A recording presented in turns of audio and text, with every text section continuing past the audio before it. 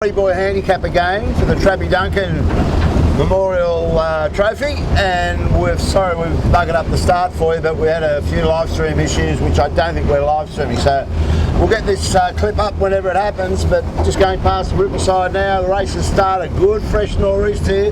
Welcome back Warwick Rooklyn, and we've got Andrew Buckland on board, talking it up big time today. What's that? Yeah, hey Kilo, yeah, good to be back. Noticed that there was an individual recall at that start, and Thurlow made the decision very late to come back, and so that flag is now down, so that they were the only ones, and so they've got a heap of catching up to do, and given they're the scratch boat today and have to go the furthest distance along with 7, they're going to give themselves an uppercut right there. So go Coco, Gill and Davey O'Connor. They're giving them a start. Practice day for them. Yep. So what have we got, Bucko? You're the weather expert out here. How are you reading this, mate? Wazza just goes down the beach to call it. But I know you've got something a little bit more complex. Wazza reliably reported the water temperature at 22 with blue bottles, which is a sign that we're in summer in Sydney. Ah, there you go. Blue. But today, pretty standard summer weather pattern, just with a high possibly extending all the way to Hobart near enough. So it'd be a good day to start the Hobart race if you're a maxi boat owner. But on the harbour itself, a little thunderstorm out the back doing some funny things to the wind speed. But what we'll see here is a solid pressure, and made more difficult as the day goes on by the ebb tide commencing. I'll just get across to Bradley's and check it out. I can see got 11-7 over there. They're not too low this time, Warwick. They're holding up. This breeze in the east a bit, and they're all getting out of there. They're cleaning out. But tell you who's going to go well today is David Witt in the Mighty Sneak. They're on a good handicap, so he's on about 5 minutes. But we'll give you all the mark roundings once we get up to the top marks. But as you know, these 3 boys, the handicaps unwind. It's a scratch start. Oh, Sean Langman just rolling her into weather there, and the green machine. But these handicaps unwind as we go up to these top marks. We've got the red mark, the closest mark, the blue in the middle, and the longest mark is the white mark, which Sammy Jarvin and the Gotta Love It and Michael Coxon will be going around at some point with a couple of others like Rag and Famish Coopers. 3 roundings of those marks. So we're off and running in the Trappy Duncan Memorial on the 30th of November. Fruity looking afternoon, so buckle up. We don't have live stream. You'll be watching this delayed, hopefully on the YouTube clip when it gets up. And Kilo, a lot of the guys getting into a bit of trouble there under Bradley's today. I mean, this breeze is, it's very fresh, obviously, and very sort of nasty and funky under Bradley's, and probably affected half a dozen boats with, I think, 1 capsize. But even our favoured guys like 7 and Mojo, we're struggling there. But David Witt, who is one of my podium picks today, he's got a handy handicap as well, but is starting very well. And last time I was out a few weeks ago, we commented that the number 2 rig on Smeg is working very well for them. And also, it's actually not in shot now, but Asco, brand new hull, brand new foils, brand new wings, some new sails. So had a quick look at the boat, and the boys are very happy with it. It's a good looking boat. The paint job's great. They've opted for a reef. If you look at the top of that sail, they've got about what would that be? Over a foot, wouldn't it? They've put a reef in. They just expect this day to get a bit fruitier, whereas all the other boats, pretty much, I haven't seen any other reefs at this point. Looking around, John Winning's got one. So your other pick, was it? Right on our bow is Appliances Online, Mick Lane, Monty and Tommy Anderson. Just having to tack back. They've got Cooper's Rag and Famish on their hip, and would have had rights there. So I think Bucko's picked the Rag and Famish for his podium. I'll put him on, and we'll hear what his picks are for the day. Well, fresh air, and we'd have to, with the handicaps they've got, I think Smeg will be the outrageous favourite. Rag and Famish and I think the 7, just on a consistency basis. And as we speak, the Rag and Famish leads the race on the water, although pretty narrowly at this stage from Appliances Online, who might be in 4th rank of favouritism. Yeah, and so Rags, they got new second rig or new sails by the looks of things for this season on that number 2 rig. And Jack's been knocking on the door now for a couple of years to put in a really strong result at the JJs, and so he's no slouch, and those guys have been fairly consistent. Yeah, it's a pretty nice looking set of gear, isn't it? The Ullman setup, Brucey Hollis. Nice looking bit of kit. Very nice. And David Witt in the mighty Smeg is just relishing in this, was it? Came off in I think Smeg's going to cross Rags. Yeah. So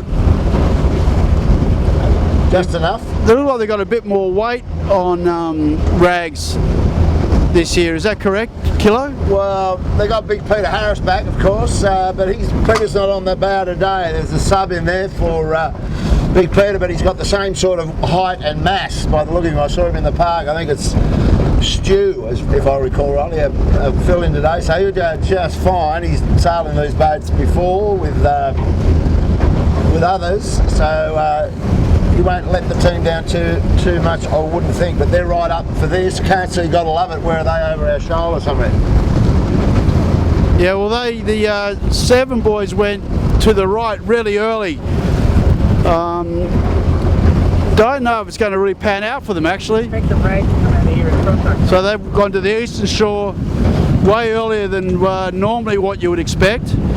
There was a bit of east in the breeze earlier, but it looks like it's clocked back around. Yeah, certainly lefty sheer, isn't it? They got their bows up right into Watson's Bay where we are. Just the last bit of the flood tide here, Kilo, and nice smooth water on this shore and out of the unfavourable current and into the left-handed wind, as everybody observed. So pretty difficult to do what the Lovett 7 did, go all the way to the eastern side, and they've paid the price to the tune of about 20 seconds or so by the look of it. Yeah, no doubt, Bucko, that's hurt them, so see how they can come back. Mega lead in the windward mark, Kilo. I was watching the Rag and Famish a minute ago, guys, and it seemed to me Jack had a lot of steering input into it. Didn't look like the boat was set up that nicely for him, sort of having to fight it a bit. Okay. Jib looks a bit deep, mate. I'll tell you what, he's motoring along. He'll be second on the racetrack. Gotta love it's coming back from over in Steel Point. David's gone right into that other northern shore, so we'll get across in about another 5 minutes. Back essentially for a nice line, but also for the left edge. We'll get across behind, gotta love it, and you'll get a good view of what he's looking at with the rest of the fleet. But David's well across there now. He'll be tacking any time shortly, just tacking as we speak. So I think he's going to get a nice lay up that shore, was it? Yeah, Mojo actually came a fair way into the centre then before they tacked back. So the difference between 7 and Mojo wasn't as large as I originally thought, but certainly David Witt and Smeg have got the right shifts, the correct shifts I should say, on the western shore. Witty looks pretty fast, Warwick, as you can see. I think the other thing here is, you know, when the wind strength is up, the tack cost is quite high. 2 extra tacks is nearly 10 seconds. Or 10 seconds if they go well, put it that way. Well, and you're looking at the lead though, Bucko. That's the lead that Smeg's got. Smeg's there easy, and Applies Online is second, and at the moment Rag and Famish is third. And I would say that the Smeg's fastest through the water, looking at the boats.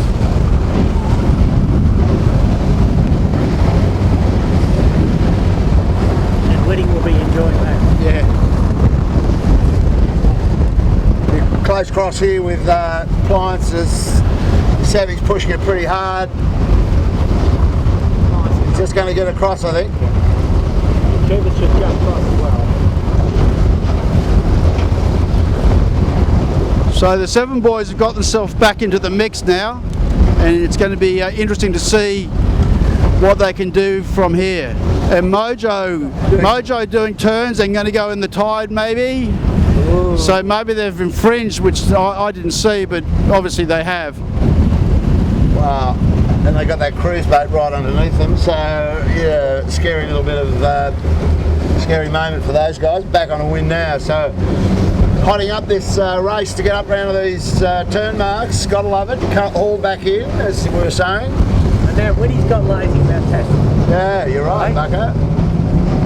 So it'll be interesting what we see here now. David Witt appears to have gotten a bit lazy, and he's out in the last of the flood, and probably on the wrong side of the persistent left-hand shift up the top of the course here.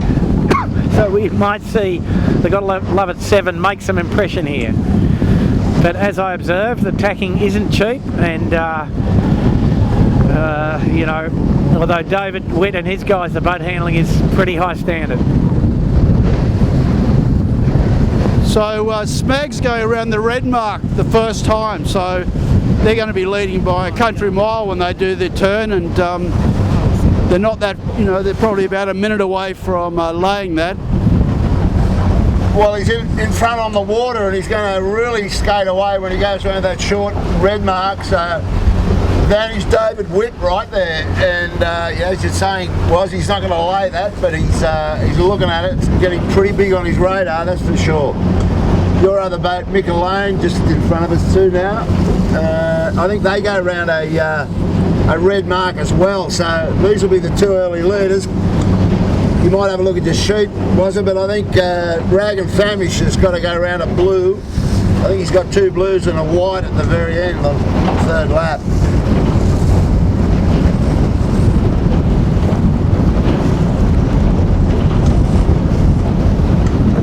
Yeah, that's absolutely correct, Kilo. Okay, so David Witt has got the Smeg on low. That's his, he just tacked back. It's tightened up a bit, hasn't it? But Rag and Famish has got to go another 50 metres to weather to his blue turn mark, whereas Mick Lane trying to milk everything he can and trying to lay this. Probably got pretty close to it, Bugger. Not with a flood tide. Not with a flood tide. Not with a flood tide. Well, he's wringing its neck, he's trying to get it up there. Ebb tide you can get there easy, but yeah, he's got it all jammed in and he's sailing well inside the jib to try and get there, but I don't actually like his chances. Just have a look at Witty here, Bob. Pretty fresh at the mark. Getting up towards 20 knots there. But they've got that done. But now Mick Lane's going to prove me wrong, eh? Just going to squeeze it. Oh, that's a great set, isn't it? Mick has wrung the neck of the appliances to get up to this mark. Now he's got a pretty tricky bear away. He's got to get some pace up. Bows down. Whoa, go boys. Nice job. Yeah, they handled that well. So just keep our eyes. What do we got Mojo on? Mojo's on a blue this time? Yes, I believe so. And there was also a good set for appliances, but with the speed of these boats, the Smeg is just absolutely gone. They're almost at Nelson Park and the other guy's out of the top mark. Well, that's the difference these mark roundings make for these handicaps as they unwind. But we were saying before we come out, a mate of mine, Tinkerbell, was asking me which boat might do well today, and I just tipped him into Smeg. I said he's on a great handicap. There comes Cooper's Rag and Famish, big bear away, plenty of pace. That's the way to do it. And he's going to be followed around by Marcus Ashley Jones. The mighty Asco, the brand new Asco, in fact. The brand new Asco having a bit of trouble getting the jib out of the cleat. Big bear away for Asco. I'll be right with a reefing. Gotta love it, in trouble. Gotta love it, nearly in the piss. And they're in the piss now, I'd say. He didn't jibe it, he's in irons up there, Wayne. You don't see that too often. They've got a man overboard. Somebody's fallen off the boat, yeah? No, he had to bail out, he had to stay there to save it, Bob. All right. Okay. So they got going again. So that's allowed Cocko to haul up to him a little bit more. Cocko's on the chase. John winning now. We've got a couple on the red mark, Elena. I don't know if you can pick them up just down here. You've got 2 boats going around together. Pure Blonde and Simon Nern's, sorry, not Pure Blonde, Compass Global Markets, that's Keegan York.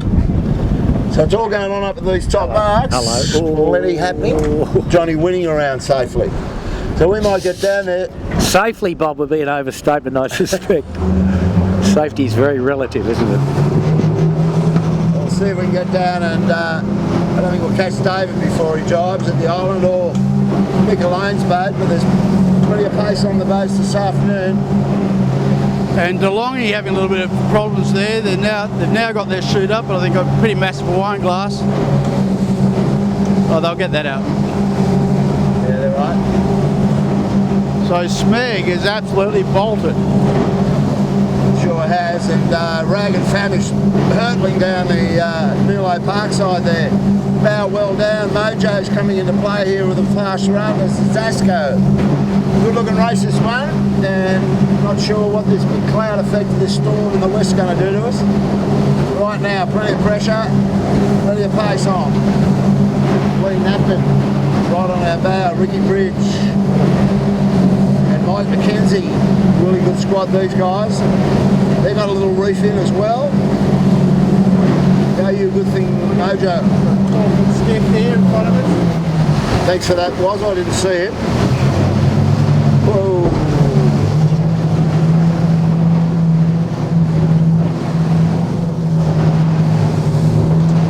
So plenty of traffic to contend with, as always, on a summer Sunday on Sydney Harbour.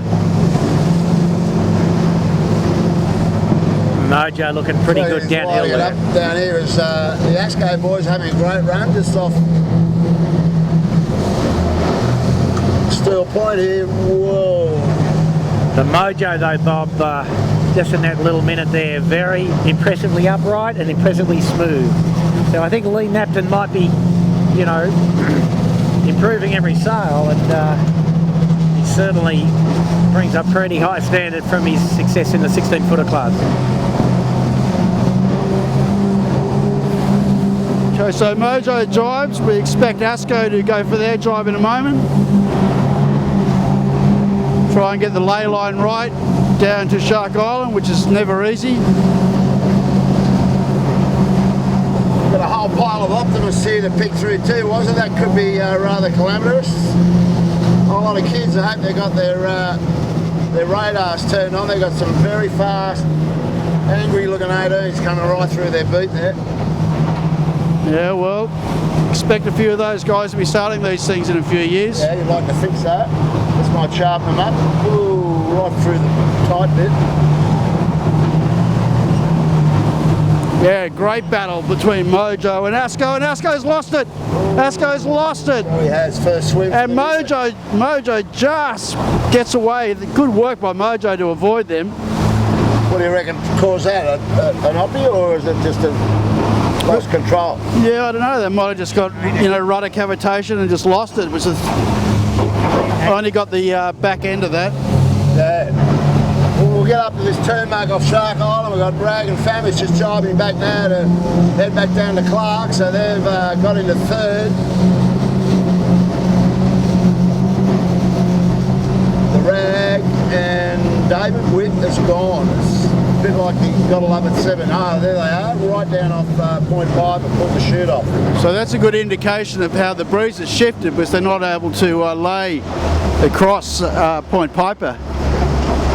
The Coopers might get a bit of good luck here, or good handling. Perfect jibe by them at the corner, and they look like they might carry across the face of Point Piper, and probably the other guys are going to have to set and drop again before the mark. We've got Mojo coming in here, Elena. If you come round to your left, a lot of pace on this boat. And credit to the replacement bowman in the front of the Coopers. They just had a little problem there, but they did a perfect jibe, as if we've just been sailing together for 100 years. Straight through. Watching the Mojo. The same. Ooh, pretty good here at the moment. Pretty good. Nice clean jibe though, that one. Yep, safe jibe on Mojo. So Lee will still be trying to find his feet on this. You know, we've got to remember that normally he's sitting down steering, where this is a totally different deal, and they're getting absolutely mapped. I don't think they're going to get across Point Piper. Or action coming in here, Compass. Keegan York, good on you, Elena. She's got that covered off. Keegan York just scrapes past the turn mark here.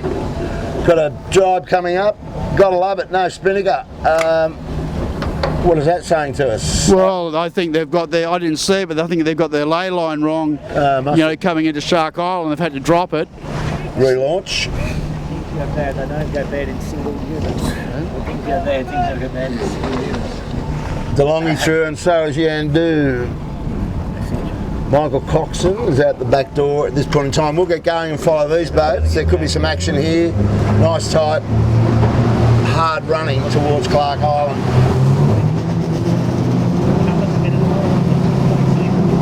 Okay, so Smeg's around. Appliances Online is around the bottom mark. And Mojo did lay over that. They did lay, so they've got a reprieve from the a bit of pressure and is able to keep it up off Point Piper.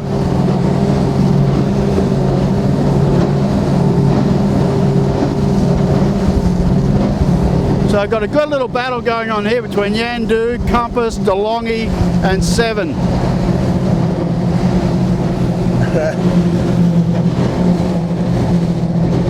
All desperately want to keep the chutes up if they can. Compass is way down. Looks like he might get there. He's got a yacht that he might have to deal with in about 50 metres. Gotta love it. Really arced up now. Got his back down right now. Yeah, Global's going to have a bit on here, I think.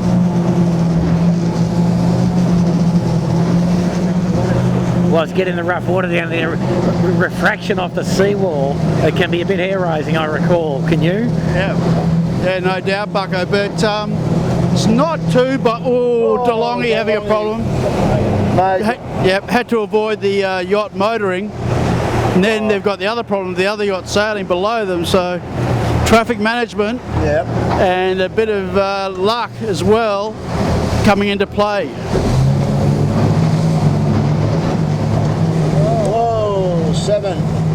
Sammy Newton doing it all on his own again.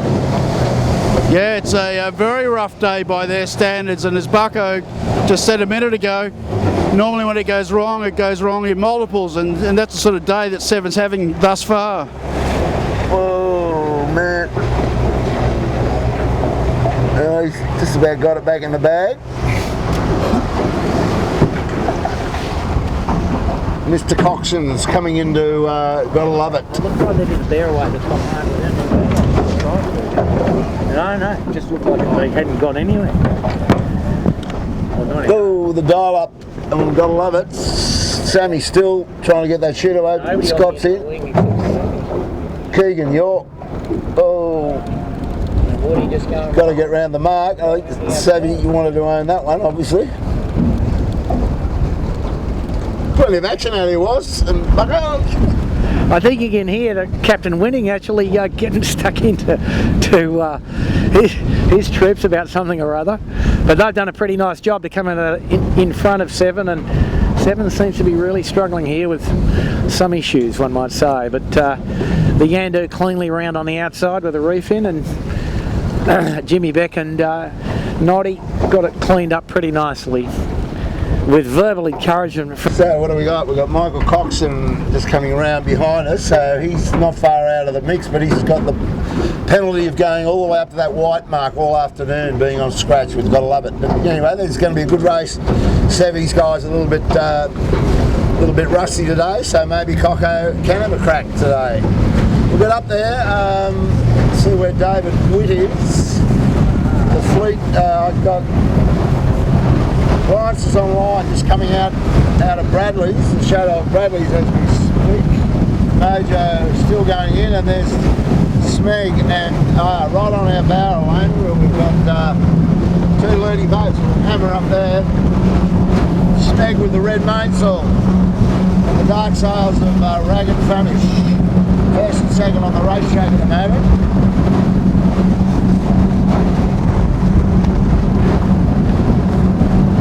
David Witt, I think, Warwick has got a blue mark round him. It's the same as Ragged Famish this time.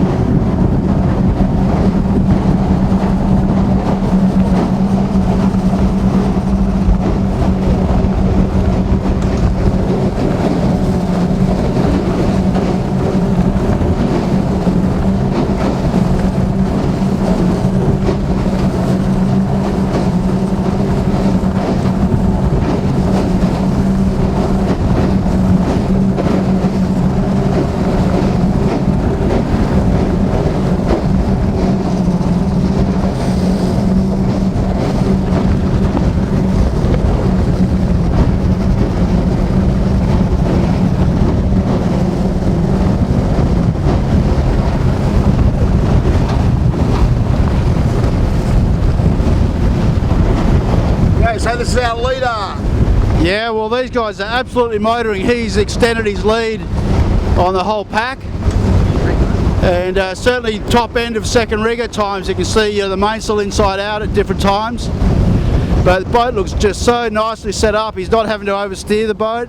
The main sheet has not having to use, too much main sheet. So they've certainly got this set up for this air pressure, just very nice. Well, David was saying they launched the Ragamuffin 100, Warwick. You might have spoken to him as well, but she's in the tide, the big new rag, and apparently it measured up right to their liking, so I'm very happy with the way it floated, and everything's looking good so far for those guys. Yeah, no, it's great. It's going to be an interesting Hobart with, I think 400 footers plus a 90 something.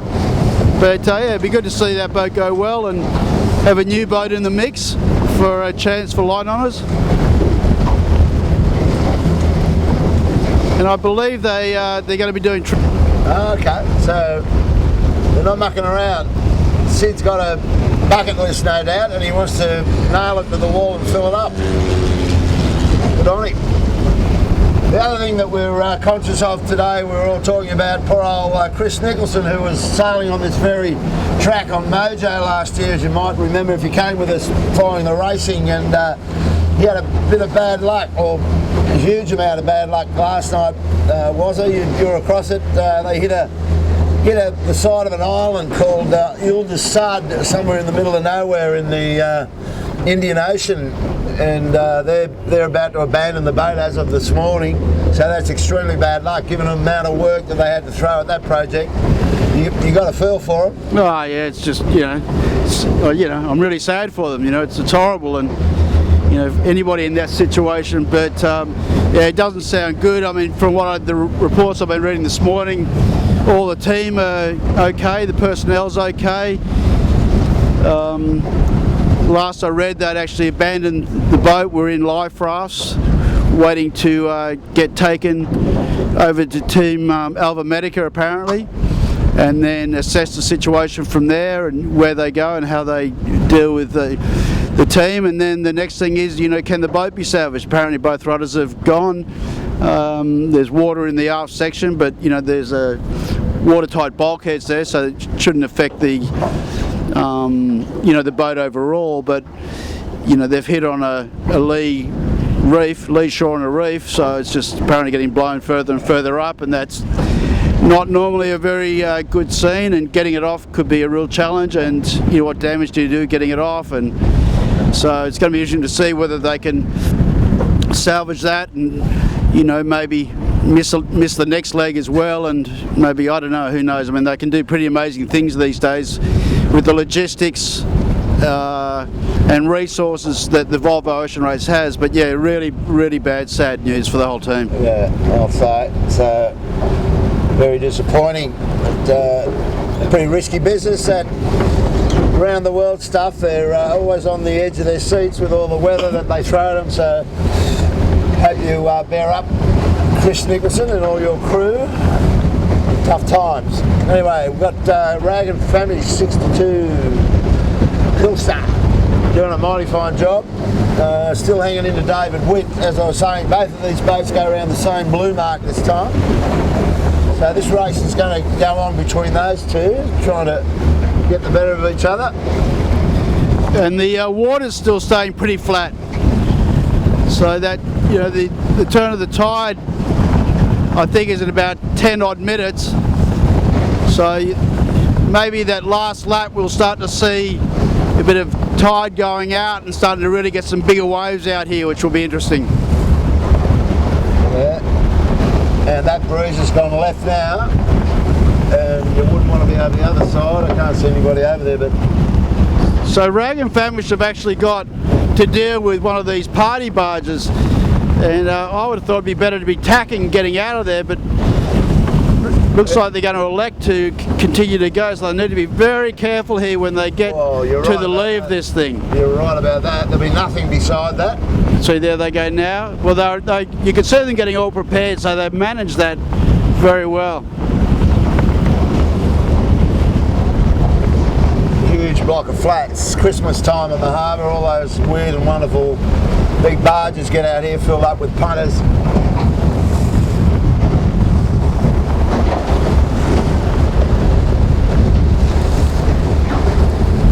And Bucko, this cloud in the west is starting to come over. It's starting to get that sort of like hazy look about it. What's going on there? Well, you know, I think the thermal's just added to the gradient. The effect of the thunderstorm's gone away, and it's still pretty hot out in Western Sydney. And as I said, we might see quite a lot of wind by the end of the race. The last beat and the last run can get pretty awkward. You know, the commencement of the ebb tide adds to the wind speed that the boats feel, and the water roughness might nearly double. And so the last time round can become a bit of a survival test. Sydney Harbour northeasterly in summer with ebb tide, and I think we might see a bit of that. But these lead boats look still pretty comfortable. But as you note, back in the fleet, the guys seem to be struggling a little bit. Always a good test. The last run between the islands to the finish. Can you keep it in one piece? Yeah, well, the thing is too, you know, these guys, most of these guys are really fit these days, but certainly fatigue can start to set in a little bit, particularly if you've had a tough day. And, you know, we looked at 7, I mean, they've been sort of struggling. That always, you know, takes out a lot more energy, doesn't it? Yeah. I mean, and that's kind of the effect, you know, if you have a little problem early on of whatever kind, and you use a bunch of extra energy, and then you take some risk trying to catch up, and that doesn't go quite right, and then you're still behind, and then you know, there's a lactic acid issue with the last beat of this race. It doesn't matter how fit you are.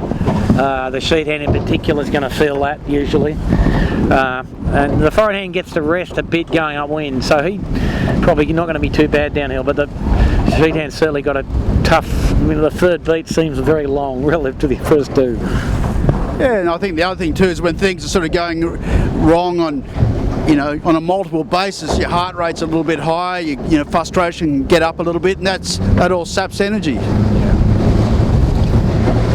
Well, I'll tell you what, I just looked over my shoulder, and Michael Coxon, as we said earlier, was over at the start, had to return, cost him a lot of distance, but he'd be feeling a bit more heartened by Corin because of the fact that Godlovett's had a bit of a horror run of the Bearaway up there the first time. Oh, sorry, boys. And anyway, Cocko's caught up to 7 big time, so we might get a race out of those two in the next 2 legs of this course. We've got a windward leeward this time, and so we've got a bit of an issue with a boat broken down here or something. What are we doing? Yeah, it's broken down. They've got 2 police on standby. I think they've got a big towboat to our right, so their day hasn't gone too well. Maybe someone forgot to check the fuel kilo. Yeah. Take it to the pump. So right in front of us got Mojo boys. Yeah, settling in really nicely. Looks very comfortable in the boat. And remember, they had to do a turn as well back on the first beat. Yeah, well, that's his eighth race. I think it's the 8th race of the season today. So that's as much time as Lee's had on the racetrack here with this 18-footer program. He sails his 16 every Saturday. They just knocked off the New South Wales Championships, I think, last week. So another trophy in the cabinet. But yeah, no, these guys are going to. They're a great outfit with Ricky Bridge and Co on board, and that was the boat that Chris Nicholson. I think also, Kelly, the other thing we're seeing here, the breeze now just right at the top of the range for these rigs, and the Mojo with a reef in looking fairly comfortable. Not that Smeg and Cooper 62 are looking uncomfortable, but you know, just a bit over 20 knots here now, so that will start to tell, and they'll be a bit more comfortable on the Bearaway too up the top here, I would suggest. Well, you got David Witt, just shoot set, he's off, going down straight down to Clark this time, great lead, and he's dropped Jackie McCartney off. and we just got there's no doubt that he extended his lead, or the Smeg boys extended their lead on that beat. Rag and Famish around the top mark, bit of a nosedive, but they're fine.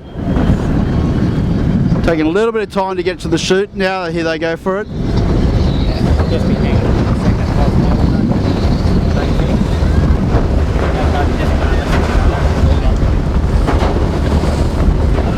I'm not going to catch it.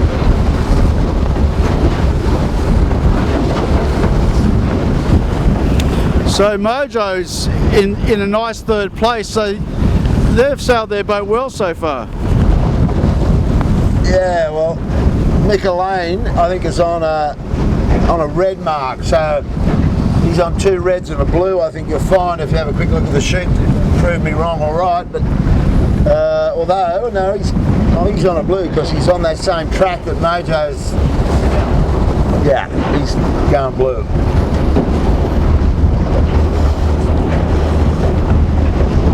So we'll just set up here for the bearaway to give you that bit of action.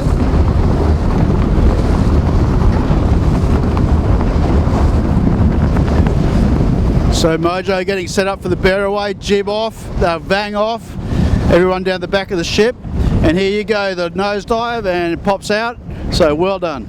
Yeah, they carved that well, didn't they? That one? Yep. And next is Mika and Sevens. Seven must have had a fairly good beat, but they were a lot further back from this pack, right? Yeah. They were back with Yandu. Yeah, they were in that group where they going around the bottom mark. Yeah.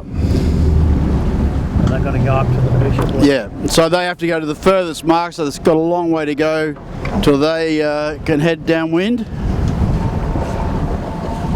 Okay. But you look at this, Smeg's halfway down the run. This is like the windward leeward lap of this course.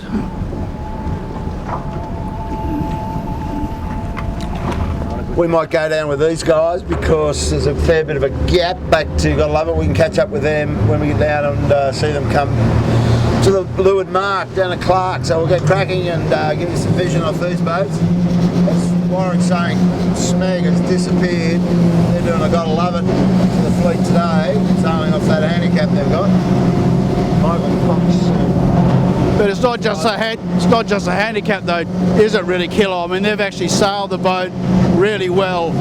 You know, boat speed and all their boat handling, good start. So well, you're right. They came off the line, didn't they? They got the Bradleys in front and they kept going on. So on the racetrack they were in front. Yeah. Well. So I mean, they've definitely been the fastest boat in a lap's time today. It's not just a handicap. Yeah, well, David would be feeling pretty good about all of that, given they have been working their butts off to get that 100-footer in the water, so he can probably start to see a bit of daylight. This might be just a way of celebrating that. They're going to start sailing in next week, so we'll be able to tell you what happened there. You might be able to read it. I'm sure there's going to be plenty of reports of how the boat looks, and there'll be a lot of photographs, so go you, good thing, Ragamuffin at 100. And Warwick, I read during the week that the Comanche must be due into town because they've lined it up for the Solus big boat race. Now that's going to be something. Yeah, well, I think, you know, that's probably going to be the first time that we see all these boats line up together. I mean, there's only, in terms of these 100-footers, you've got the big boat race and then potentially, you know, one day of the what used to be the Rolex series. I still call it the Rolex, but it's only just a short offshore out and back or something these days. So if they all participate in that, that'll be some sort of form guide. But you know, potentially we won't really know until first 12 hours of the actual Hobart race how all these boats will compare to one another. Yeah, it'll be interesting to see. And you got, I'm assuming those Volvo 70s coming back. What is it? Blackjack and the other. Giacomo is the other one. Yeah, that one from New Zealand. They're not slow either, those things, when they light up. But Kilo, the reasonably well-informed speculation is that that Clark's new boat should, and perhaps Sid's new boat, should be fastest boats downwind, up to about 30 knots of wind speed. and the reason for that is just that they're lighter, with well optimised riding moment, and but the speculation conversely is that they won't be too good going upwind in 35. But if you have a day of running, they can go an awfully long way. And now, Wild Oats now looks a bit old, heavy and complex versus the pretty light and a fair bit simpler, those other two boats. That'll be pretty interesting to watch. Running down here was with Mojo. It's a good looking outfit, isn't it? They're rock solid. Yeah, no, it's amazing. I can see the difference just in 4 weeks. Lee's looking just so much more comfortable, and just the three of them, they can just seem absolutely relaxed, and it's just such a great sign. It's exactly what you want to be able to just, having the throttle down and still be relaxed and have time to look around and have a chat about what's going down. Yeah, good chemistry for sure. And David Witt is just about around the bottom mark. Cooper's Rag and Famish powering in. David round now, so yeah, he's still got a really commanding lead over this race. So still got fairly flat water here, so it's going to be this next lap if this tide starts running out fairly hard, whether we start to get the big bump.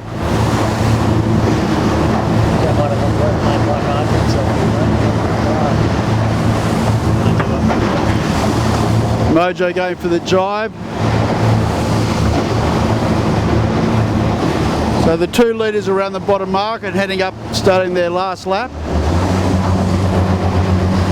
Got a few of the back markers in trouble. Looks like Live is retiring.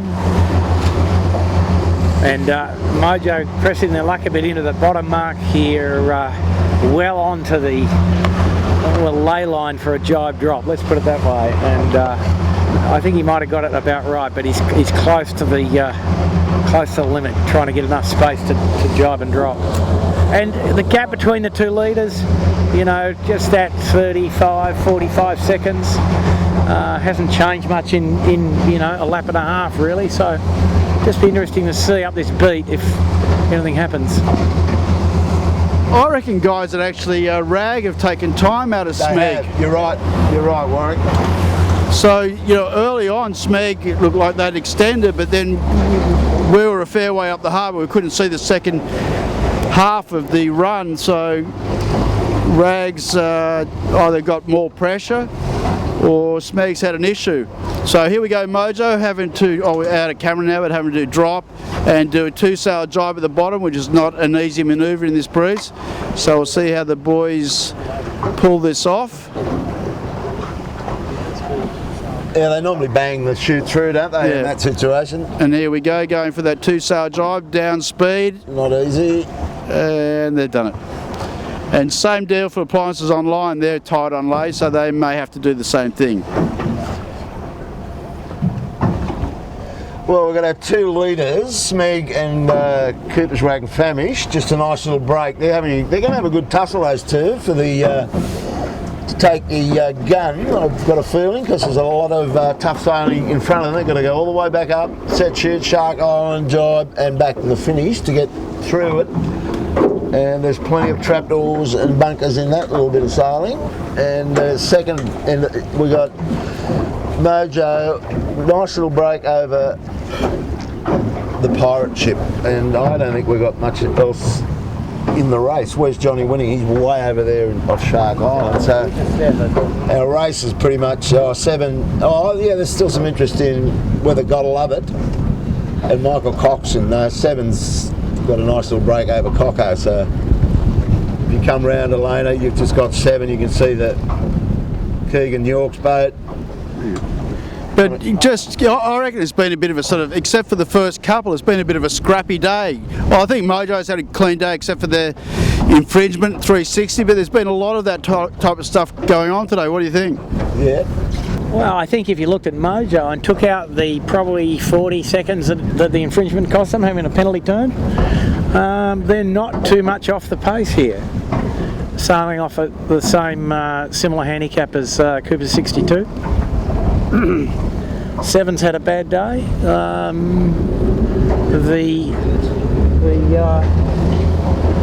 The lawyers haven't gone too well also from being recalled. They haven't made up much ground.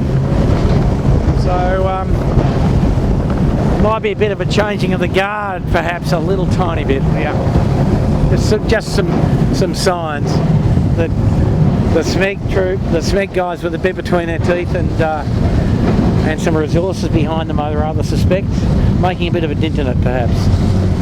I think that with the SMEG guys, what we've noticed is that their weak link is their big rig. So if they can get that going. Well, they've got a new big sail off Mr. Daly's loft, Spectrum Rigging, I think he calls it, or Nick Daly Sails, not sure, but they're the quick sails, remember, was.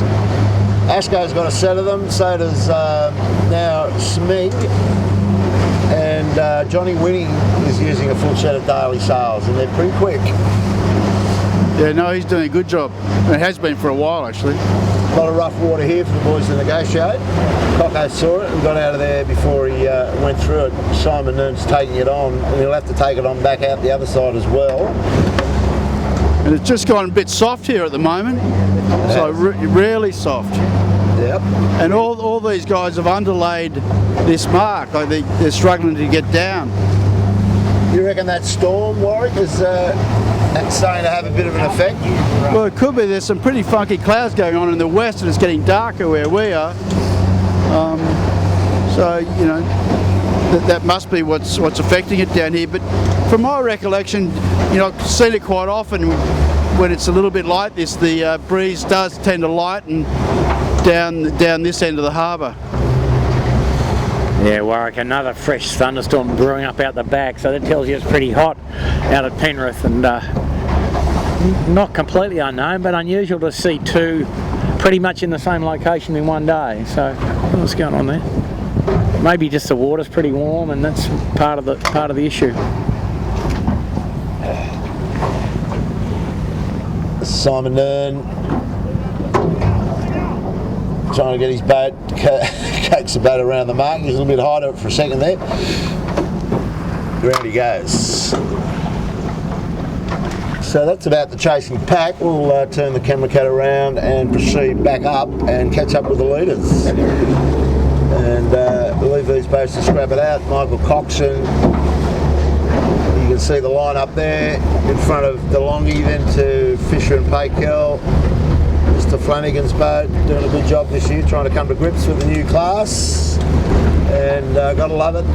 Further up the stream, heading into Bradley's with John Winning, Siandu. So that's the chasing pack.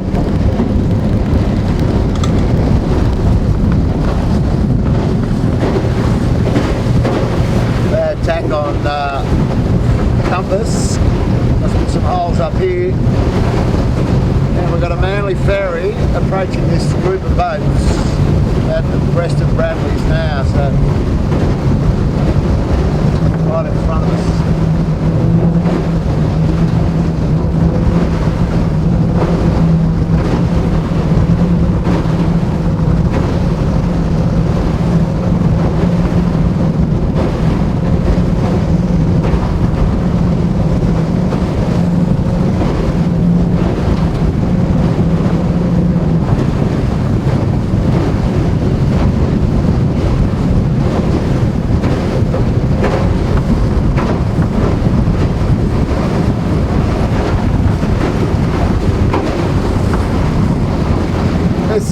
Keegan York steering this boat, Warwick.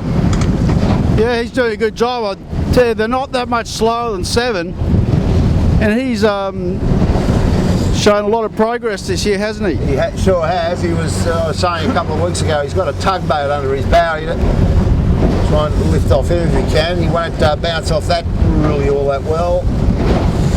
But yeah, no, Keegan's was sailing with Simon Nern in the DeLonghi in the bow and on the sheet at different times, so he's certainly sitting on some talent, and now he's had a chance to get his own boat.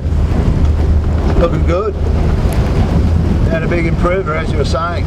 Yeah. It's always sometimes a really good way of doing it, to sail on the sheet with someone else, and for a couple of seasons to get your head around the whole management of the boat, and how to set them up properly and all that type of thing, and then step in and steer. Well, Keegan's the son of Glenn York, who was affectionately known as the Foot, and Glenn York, I don't know if you ever met him back when you were sailing, Warwick, but he sailed in the bow of the Harold's place with us with Peter Lawson, and they were pretty heady days. Very feisty little crew, that one. Cool. So this breeze is, what do you reckon it's doing? It's just sort of backed off a bit, hasn't it? Yeah, I think it has, but I think it's actually starting to get a little bit bumpier now. That tide must have turned and starting to run out a bit. Just patchy, Kilo. I think the breeze is just not as solid as what it was. Yeah, well, last week we had a really weird day. I don't know if you saw the Vision, Warwick, up in Thailand, but it was a really funny day. The breeze was in patches of about an acre, and they were all unconnected, and the breeze at one point we had some vision of Mojo jibe setting around the last run to Shark Island. Jibe set right at the top mark and hurdled out, and gotta love it, in his own pressure ran straight down past Nelson Park, and then normally you get killed in there, you'd have to jibe out, but he just carried pressure all the way, so he got something in his little acre of breeze coming out of Rose Bay, and never the twain did meet, so it was a really weird day. So, whoa, stick with it, boys. Lost his footing. Yeah, some funny week sailing out here, but we've had some good, at least we've had some good fresh stuff. Today's no exception to that. So where are we? We've got Mojo right off the bow. We'll get up there.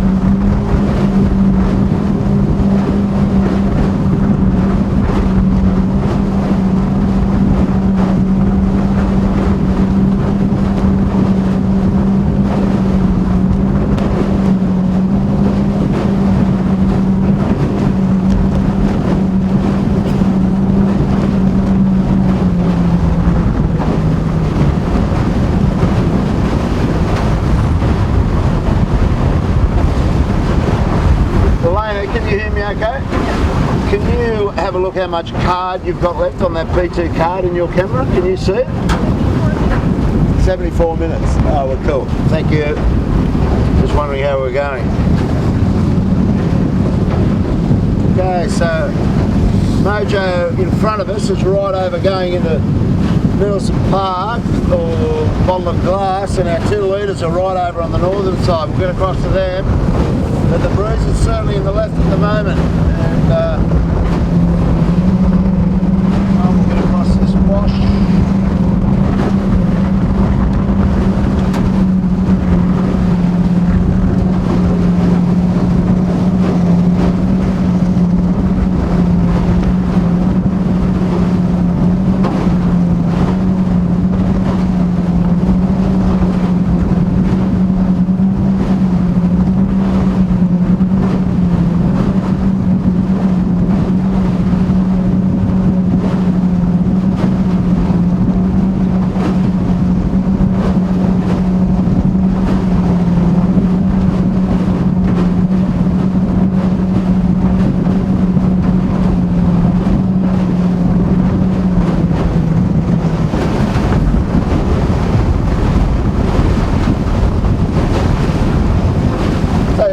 This race has tightened up. We're looking at Dragon Family 62. He's in front and to leeward of David Witt's boat, but by the time he tacks and goes back to him, there won't be a lot in it, mate. No, absolutely. I mean, there's still plenty of boat race in this to go.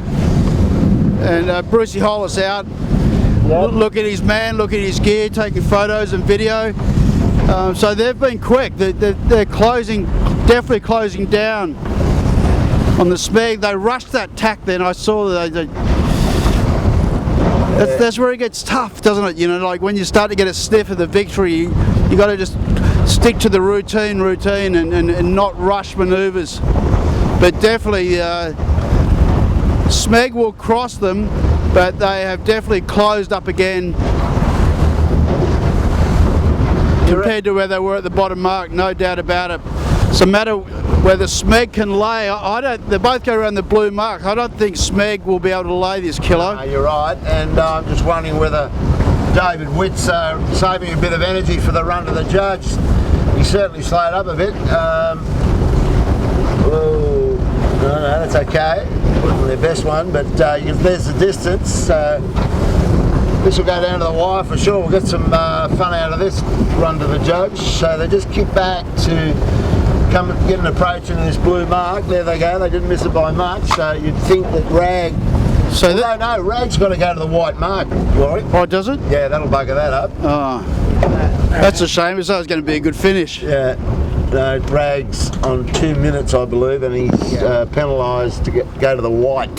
So that'll let David Witt, Tommy Clout, and Big Matt Walk in the bow set sail.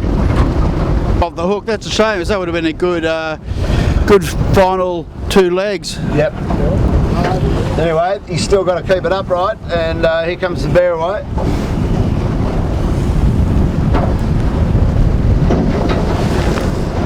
No worries. It's definitely got patchier, hasn't it?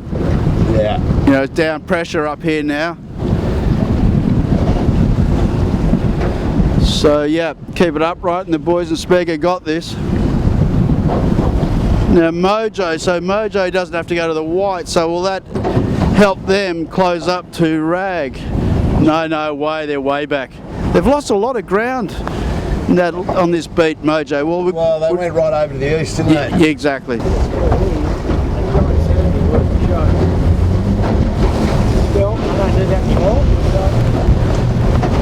Back of the bus, boys. Send it. Easy. Yeah, definitely not as much pressure as the first 2 laps.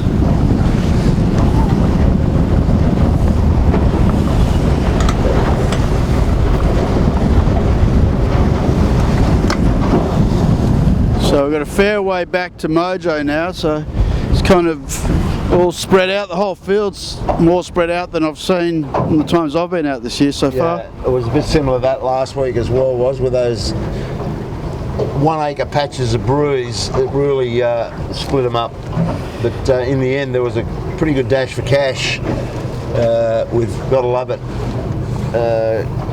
He got becalmed under Shark Island. There was no bruise at all in there, and the others came to him. So at least we got a reasonably tight finish at it. But yeah, you're right. Big gaps between the boats here. And you know, even those 7 have had to go to the top mark each time. It just shows you, like, just being in the different place on the track, the rich have got richer today. My word.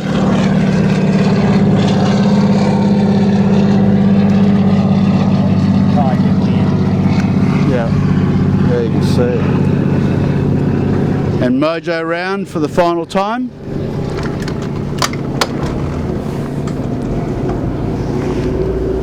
So that'll be the podium, you would think. All they've got to do is keep it upright. Appliances online will be the next around this blue mark. Mojo not having a good set. Just remember, the last time they had to drop that, they were under pressure, so you know, sometimes that doesn't help for your next set. Doesn't go in the bag properly. Well, the tack line, they're having a problem with the tack line. They can't get it out, so they've got to be very careful here. Obviously caught on something, they've got to be careful that they don't prawn this thing.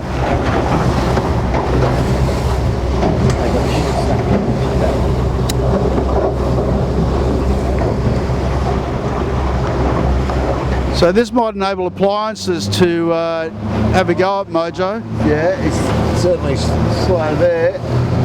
They've got it sorted out now, Kilo. Yep.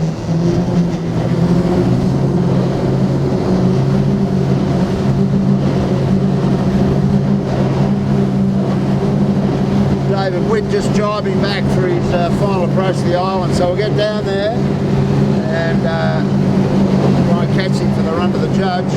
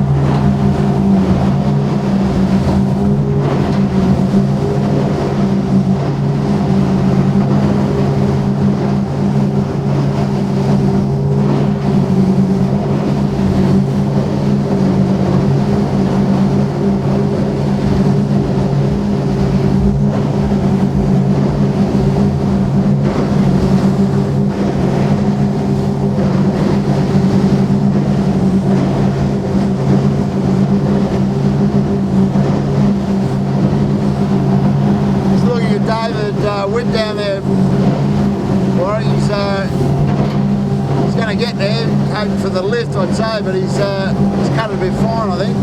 Yeah, he certainly overlaid it slightly, but I think he'll be able to manage that, get around there. Yeah, no, he looks better now. Just saw the wing bar throwing up some white water, which is not healthy. So we've got Rag and Famish doing a much better lay on this one. He's giving himself a bit more latitude. But having said that, Kilo, it looks like it's gone really soft there. It's just up and down now. This breeze has got, it's gone a little bit funky in the afternoon. Yeah.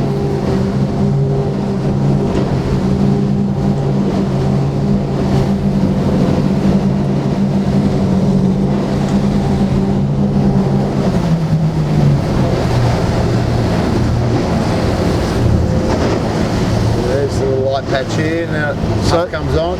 So these two guys, Smeg and Rag, have done a really good job today. There wouldn't be much in this if you're able to time their time around the track. You know, obviously Jack's had to go. Just as I said, I put the knockers on him. Wazzy, you put the knockers on him big time. He just ran into a hole. He dragged the chute right just exactly the wrong time. So. The wind calling not quite up to scratch, but you were right. These guys have gone around the course pretty much error-free, not quite, but up to that point, fairly clean performance from both boats. But, tricky, you know, this is a bit warm water, tropical in here now, and the breeze really lifting off the water surface, and some quite unstable conditions in here just near the island for all the usual Sydney Harbour summer considerations, I suppose. Well, you see that the Smeg's gone through there, and we're going to have to jibe twice more to get down to the finish line even. That's they're quite lifted, aren't they? How lifted and light it is in behind Shark Island. So the sea breeze been suppressed, and the Rag's got himself in the strife here. He jibed right on the mark. Well, that's the whole thing, you know, that like Jack, there was a chance for him then, but they didn't see how soft Smeg was, and they've done the same thing. So they had the opportunity to extend down further and have a chance to get back to Smeg. He's on a hot one now. It tells you how difficult it is to peg. They're in a hot one now, and then and Jack's having a little step off the wing, and then they've got a little bit of no wind for a while here. So easy for us to say from a calm and dry position in the camera boat, but a bit more difficult when you've actually got to do it yourself, as it were.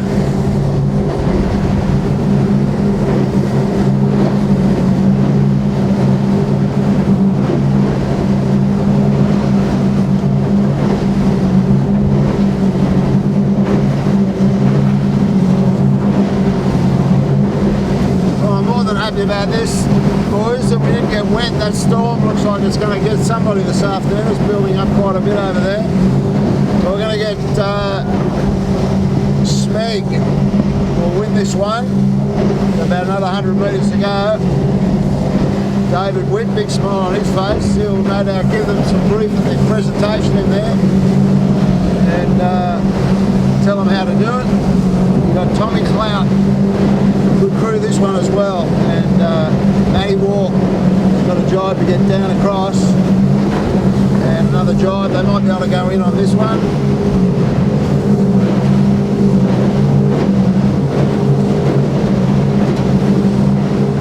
There you go, the mighty Smeg wins the Trappy Duncan 3-boy on the 30th of November. Well done, boys. David will be more than happy. He's got his father, Greg. I saw him in the park. Came down to watch today, so he'd be pretty thrilled. He probably would have put some money on him, I'd say. Pats all around, everybody's happy. Oh, Didn't hear the gun though, Dave. No, kilo. Was there a gun?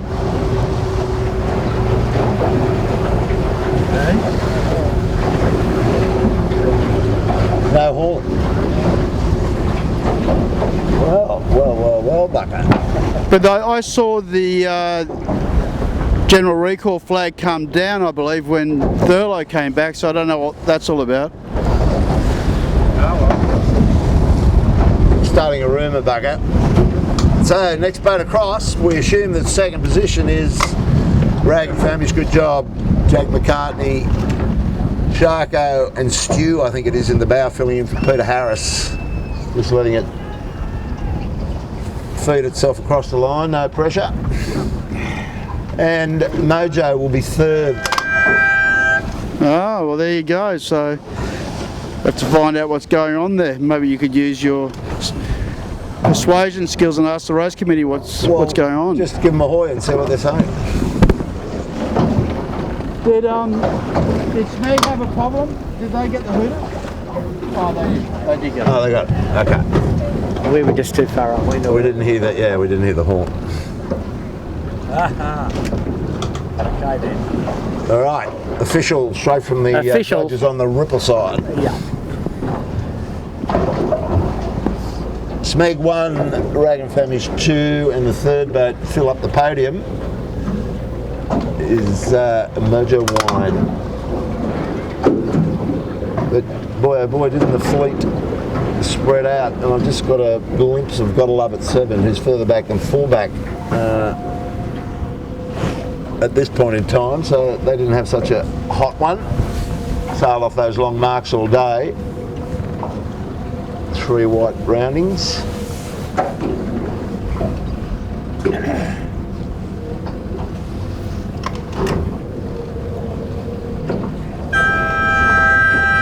Good job. They'd be pretty happy with that little gallop.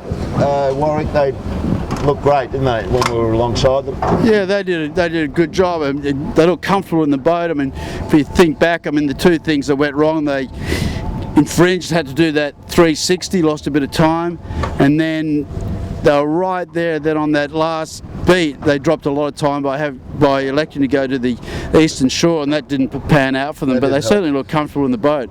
You're right. So that's Ollie Hardus in the I Live.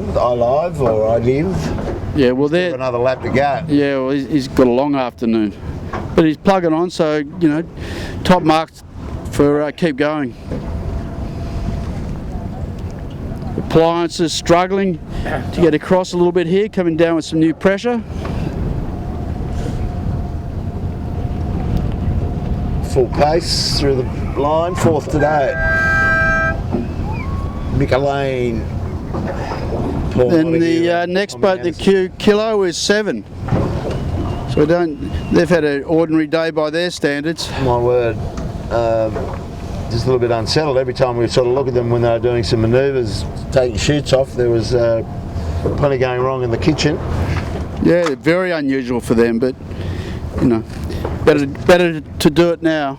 Well, Savvy's got his Extreme 40 being delivered to him tomorrow. Apparently they're all in town, they're putting it together, so he gets his hand on his boat and they go and do some practice, so maybe he's got a head full of that at the moment. Yeah, possibly. But that'll be good for them, be good to see how they go because they haven't had a real opportunity to spend much time in the boat. This is the first time they're able to actually have some extended practice time, and they did a lot better at the last event. So hopefully they can finish their program well, and if all those guys can get a gig for next year again. Yeah, I'm pretty sure he'd be keen to get on that. As you said, they were introduced to it this year through the Pindar America's Cup squad, weren't they? They it was a joint practice. There you go. Got to love it. Well, that might do us, boys and girls. Thanks, Elena, for squeezing the trigger today. We had a bit of an upset with for some reason. We're not sure why the live stream didn't connect. That's a technical issue, far beyond our capabilities on the boat to do anything about that. So, not sure when this is going to go up. It's you'll get it eventually. And Warwick Rooklin, Andrew Buckland, always good fun, mate, to come out with you guys. So next week will be December on our run up to Christmas. Mob in the ferry. Thanks, Kilo. It was a bit of a struggle, to be honest, today, wasn't it? Everything was so spread out, it was hard to keep the momentum up from our perspective. But anyway, we'll see what happens next week. Yeah. Thanks, Warwick. Thanks, Bucko. We'll see you all back here next Sunday. Bucko, do you want to say goodbye to anybody in particular? I want to say goodbye to the whole world, Kilo, the whole world. And those people. Yeah, and just say Sydney Harbour in its summertime glory with a bit of thunderstorm, just to mix things up a bit. Yeah. So, okay, see you next week. Bye for now.